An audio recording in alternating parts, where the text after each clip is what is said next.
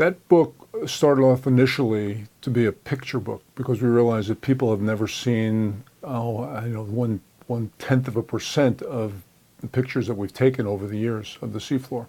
So my colleagues and I, who all do different things, some of them are geophysicists, some of them are biologists, decided, well, let's get the best pictures together in sort of a tabletop, a coffee table book.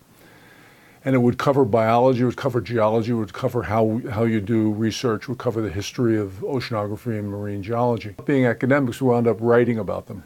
And it became more of a discussion book on all the topics we could think of that had to do with ridges. It wasn't the whole seafloor. It didn't talk about the abyssal plains, which are really pretty boring. It didn't talk about the deep sea trenches, which we don't know a lot about.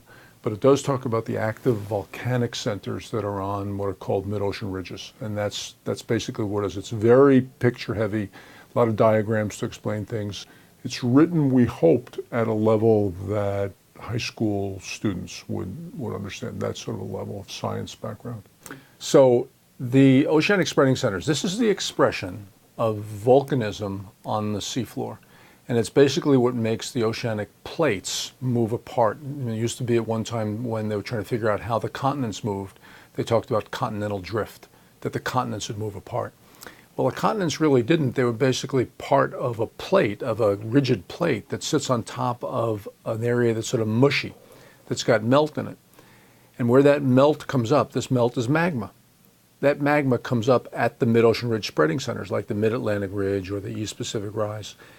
And you get these volcanoes that are linear volcanoes. Instead of a round volcano that we think of, a cone, these things are much more like sausages that are all connected. And they're all spreading apart at a given rate, and that's pushing the plates apart. So that's tectonics.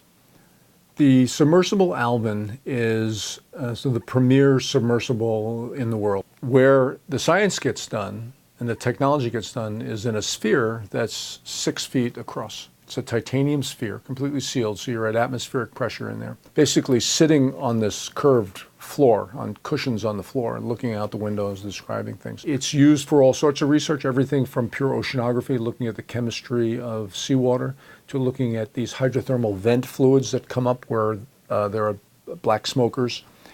Lots of life, giant tube worms are down there, and crabs, all sorts of exotic life. You've probably seen these things on TV one time or another.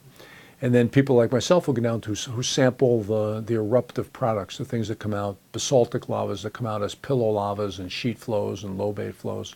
And we look at the chemistry of those.